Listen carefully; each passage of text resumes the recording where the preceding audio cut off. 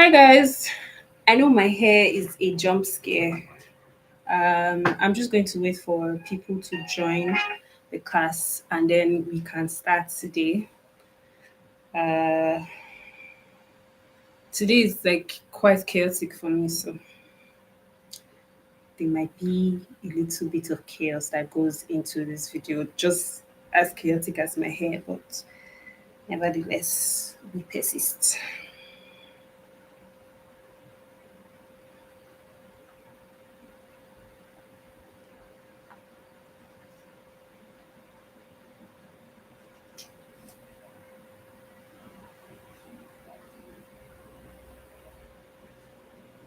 Hello. I think one person has joined. So if you're oh hi.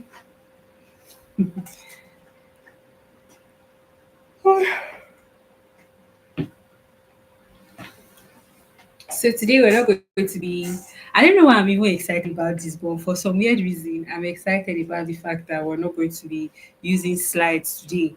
Today is going to be a very practical session. So we're going to get our hands dirty. So I'll just wait till have a couple more people join and then we can, you know, start. Hello, Phil. Are you? I'm so sorry if I'm like, you know,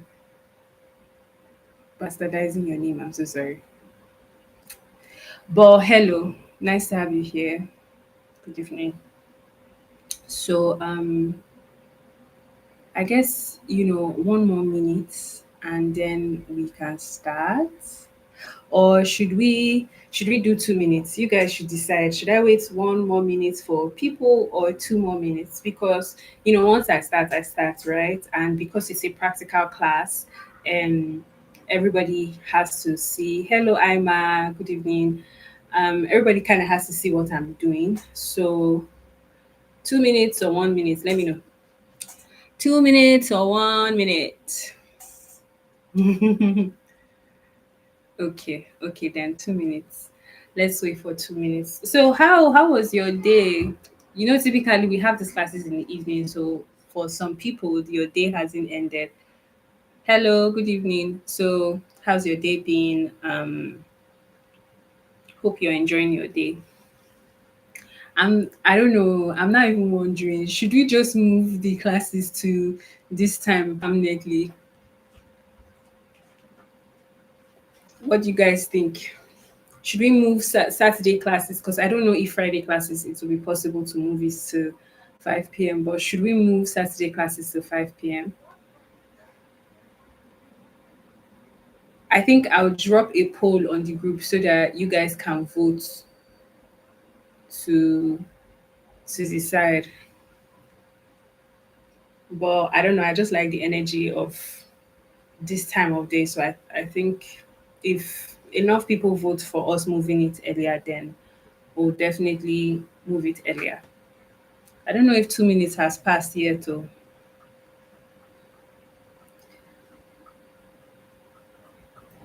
So I know for the people that are just joining, I'm sure you're wondering why my hair looks so crazy. Well, like I said, today is a practical class. Okay, okay, okay. So I'll take a poll, but I'm feeling like Tuesday can be by that time because I'll be busy during the day. But I mean, probably for um Saturdays, maybe we can try and do it earlier. So, yes, like I was saying, I'm sure you all must be wondering why my hair looks so chaotic because I told you guys now. I told you guys that today is a practical day. So, before the 2 minutes elapse, let me start introducing you to all my girls.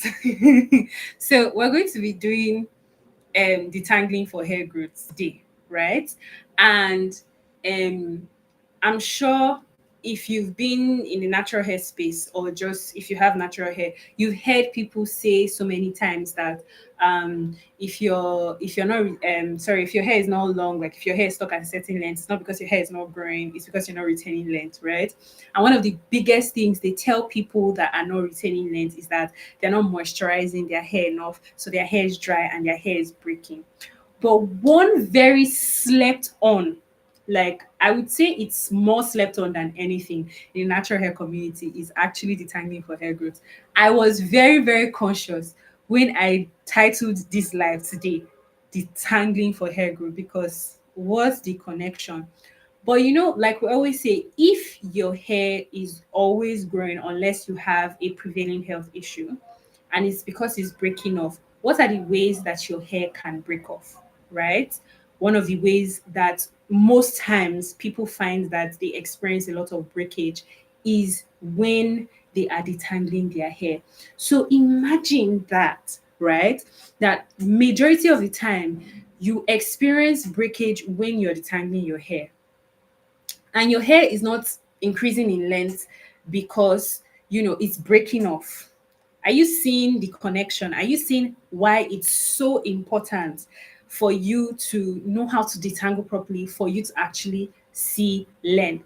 And most people, right, when they talk about breakage, they always talk about the fact that your hair is not properly moisturized, or probably maybe they're talking about protective styles and things like that. But they don't ever really talk about detangling, like detangling your hair gently, right? So, like I said today, guys, we don't have any slides. Today is going to be very practical. But before I jump in, there are several types of detangling, right? I know you are wondering, like, yeah, detangling still has types. Yes, it has types, right? So there's finger detangling. You can use a wide tooth comb, and you can use a brush, right? But for us with afro-textured hair, finger detangling is like our it's like our go-to, it's like our savior, it's like our hair savior. And the reason why is because a lot of the hair tools, especially let's say 5 6 years ago, because now some tools are coming out that are actually designed for our hair type. But prior to now, right, a lot of the hair tools that are designed for detangling hair is not meant for our hair, it is meant for straight hair. So manually detangling your hair with your fingers was like the best bet. It still is one of the best options, right? So we're going to be, going through all the methods. And like I said, I have my girls with me today. So first we have our white tooth comb, and we also have this like really popular brush. And in today's market, right, this brush is so popular, they call it Bivon brush. Most people don't realize how good this brush is for detangling your hair, right? Now, this guy, right? This guy is actually the star of the show. This guy is my best friend, right? It's not as popular as the other ones, and you most likely wouldn't even find this in market. My sister had to get this for me. So but this is an on brush, right? And if you it's quite pricey, it's on the pricey side. If you love your hair, you love being in your hair, you like styling your hair, and you want tangling to be easy, this guy is really your best friend, oh, for real, especially if you have like thick hair. But I feel like anybody and everybody that has architectured hair should really get their hands on this brush. Like I said, it is pricey, but when you get it, take care of it, keep it safe, and love it. Now, so those are like our tools that we're going to be using for detangling, but they're not the only things that we're going to be using for detangling. Okay, so I raised you a spray bottle. Oh my god, it is so essential. Spray bottle is so essential because where are you going to under your head without water? Eh? You have afro-textured hair and you want to without water. Don't do that. Don't do that. Now, there's another tool that I'm going to bring in now that it's going to have you guys be all like shocked. Like, why is that part of the tools? But we have our shear scissors, and this is so important. See, if you want to avoid frustration when you're detangling your hair, just have this guy. Now, this one is it's pricey, but it's not so pricey. It's like fair range, but it's important. It's super important for your hair. And as we go, I'm going to be using them and then explaining. Sorry, excuse me. I'm going to be using them and explaining what they like how they work and what their purpose is. But for now, I'm just introducing them. So for me, right, I always like to, not like I'm extra, but this makes my life easy, right? And the last and final, oh, not the last and final. So another thing, right? Typically, people use hair clips, crop clips, and things like that.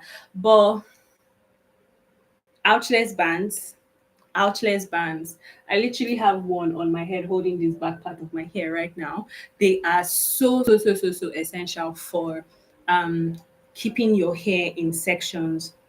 Uh like I said, I'm not going to go too much into, but I'm just like introducing them to you. So now the last and final thing, I don't leave home without it. There's no detangling session without it. It's my best friend, it's my boo, it's this guy, my leave-in conditioner, saving my strands since forever, right? So as you can see, my hair looks crazy because I have taken down my hair for the week. So I was going to detangle this, but I'm like, instead of doing it offline, why don't I just come and do this like practically so everybody can see it? So that is what we're going to be doing today. Right? Okay. So I actually installed it myself and I'm going to be posting the video of how I achieved the look, the hairstyle I had like for the last 2 weeks. I'm going to be posting it um this coming week, right? But I had like weaving in the front. I had weaving in the front and I had bantu knot at the back. So now I'm going to be I've taken out the bantu knots, right? But I just put them in sections. So I'm going to be taking them down and then, showing you guys how I do my detangling process. Okay? So I don't even know where to start from. I feel confused. I usually don't have an audience. But oh well. Okay. Um So I'm actually going to show you guys practically how to first do the finger detangling method, and then after the finger detangling method, I'm going to show you how to use the brush. Well, the method you're going to use for the on brush is also the method you're going to use for this brush, but I'll show you guys all three of them if possible. I don't want to take too much time, but I want this to be as practical as possible. So before you do anything, right? For me, I have low porosity hair, so there's a process that I do that kind of makes my detangling day just like less stressful and like I'm not thinking about it. For me, detangling my hair is like self-care. So one of the things that I do is that I'm going to first things first get like warm water. I'm going to get warm water and I'm going to just lightly spray it all over my hair, on my hair strands. I already did this yesterday, but I'm just explaining to you guys. I'm likely going to spray it all over my hair strands and then have it not be wet. The idea is not to get your hair wet, it's just to get it like slightly damp. So you know how when you use a washing machine and you do a spin cycle and the cloth feels sort of damp but not drenched and wet, that is the goal. That's the sweet spot, right? For tangling. So once I do that, then I go in um with my leave-in conditioner, right? This is literally the step when I'm moisturizing to just that I most likely will not detang my hair when I'm moisturizing. But yeah, so I go in with my leave-in conditioner and then I put on a shower cap, right? And tie my hair with like a silk scarf and I sleep.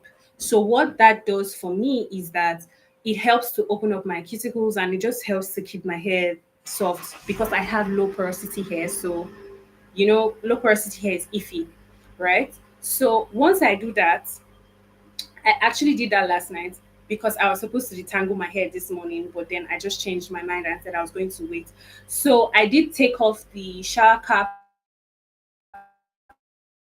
and everything that was on my hair, and and we don't have that anymore. So my hair isn't really soft and a little bit damp. It's dry now, but there is still product on my hair. So I most likely will not be applying products to the hair again, right?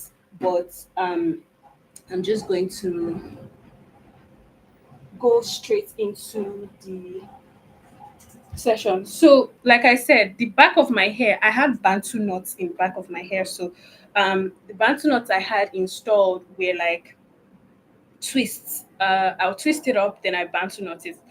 You guys will see the video today. Sorry, during the week, right? So because of that, right, I have like sections of the hair that are a little bit clumped up together at the end. Now, because of what I did yesterday to the hair, where I sprayed water and put it in a shower cap overnight. You don't have to do this, especially if you have high porosity hair. I just do this extra step because I have low porosity hair, and it just helps to make sure that the moisture penetrates faster, right? And faster and better, right? But you don't have to do this step if you have high porosity hair. So now it kind of has helped me to like spread out the ends, so it's not looking so like clumped up together and tight. You know how your hair looks when you have twists in and it's kind of clumped up together at the end, and when you try to break it apart from the beginning, it kind of knots up at the end. I don't really have that as much, even though I still have it a little bit. I'm trying to find a section of hair that has it. Okay, this one has it a little bit, but I'm pretty sure if I try to separate this, it wouldn't be, yeah. If I try to separate, because of the process that I did yesterday, so most of the hair is okay, wonderful. So I still have this section of hair in twists. So typically, if you want to work on any part of the hair, you have to section. That's where this guy comes in, so that you can section that other part of the hair. So what you can do with sectioning is you can wrap it up on itself like this with the bantu knot, and then you can also you know uh use the ouchless band, or you can use like a clip, right? So so sorry, I've already started. I just hope you guys can see. So this is my hair is in twist, and you can see what's going on. It's not really, like I said, because of my prep work. I don't really have issues with my ends, but sometimes it can still happen even if you do this, and that's okay, right? So I just take it apart and then go above it, continue to take it apart and go like that. So now, right, this section of hair, like I said, you see, it's all clumped up together because our hair just loves itself. So it's going to be really close together. So you just gently you walk from the bottom, right, and then you just gently take it apart, right. So today my niece is going to be helping me um to because of my hair strand, so you guys can see it properly. She's going to be helping me. She's going to put like a paper behind my hair strand so that you guys can see like properly, so that you guys can see what I'm doing. So just okay. So yeah, so you just gently take it apart. Like I said, this one doesn't really have any issues with the end, but there are strands of hair where when you're taking it apart, it's going to, you know, be knotted at the end, right? And I really hope I at least have one strand of hair that does that today so that I can practically show you guys how to deal with it and where Mr. Scissors comes in. So you don't have to, basically like take out your hair piece by piece like this, right? I'm doing this right now because some of the hair still have like they're still clumped up together. And if I just start going in with my comb, my hair is definitely going to break. You guys know that the ends of your hair are the oldest part of your hair, right? So they are weaker, right? And they are more prone to breakage. So, like any small force that you put, any small tangle that comes on the hair where you're trying to use a comb to force it out, it's going to break your hair and you're going to be losing the length. So, you might have carried your protective style for like a month, right? Or 2 months. You've gained half an inch of length, and now you're taking down your hair, and because of kati, right? You have lost about 1.5 inches worth of growth, right? Of which most people don't grow 2 inches of hair in 2 months. But I'm just saying, right? So that's what that's the biggest struggle that one of the biggest struggles that a lot of people face. So I'm done with this section. It was pretty easy. I didn't come across any knots, but I do come across knots. And there's a technique for taking out knots. If you try that technique and it doesn't work, take your scissors. That's where your scissors comes in, because anything else you're going to do to that knot that does not involve scissors, it involves frustration, because you'll be very tired, you'll be very frustrated, and you would not be able to um protect your hair. You cause split ends that will travel up the strands of your hair, right? Okay, so I want to go into a bigger section. Since this section of my hair actually doesn't have so many it doesn't have so many knots at the end. I'm just going to first this is what I typically do. Finger detangle before I go in with a comb, right? So even if you're using a brush, I advise everybody that you should always start with finger detangling. So I'm just going to spray, like I said, there's already product in this hair. So I'm just going to spray the ends of my hair, and then I do this motion with my hands. What I'm trying to do, I don't know if you guys can see this. Paper, paper. So that's hair that just came out of my hair. So what I'm doing is I'm just checking for like any shed hair. It's normal, your hair sheds, right? So you need to always start from the bottom and work your way up. And the more shed hair you can take out without having to pull and tug at your hair, the better for you, because what that means is that you know you're not fighting with the hair and you're not losing the hair, right? So you walk this way and then you walk your way up. This is actually a big section of hair. To be honest, if I'm finger detangling, this is too big. Let me take out a section. So, like I mentioned earlier, you can take out a section and you can, wrap it around itself. You can use a clip or you can use an outless band. Most times, I just wrap it around itself or use a clip or an outless band. So, now what you do after you're done with the bottom part is you just basically, um, sorry, I just needed to do that one, that particular hair personally. But you basically just go through with your hands, right? So there are two motions, actually three. So there's this one that I talked about where you're taking the hair out of your ends, right? And then there is this motion where you're using your thumbs. So what you do is you take your thumb and then no, just hold on. So you take your thumb, right? And then you pull it through the strands of your hair and you gently take it apart, just slowly like that. So take your thumb, pull it through the strands of your hair and gently take it apart, just like that. Just like that. And then there's also, when you're for any place where they are not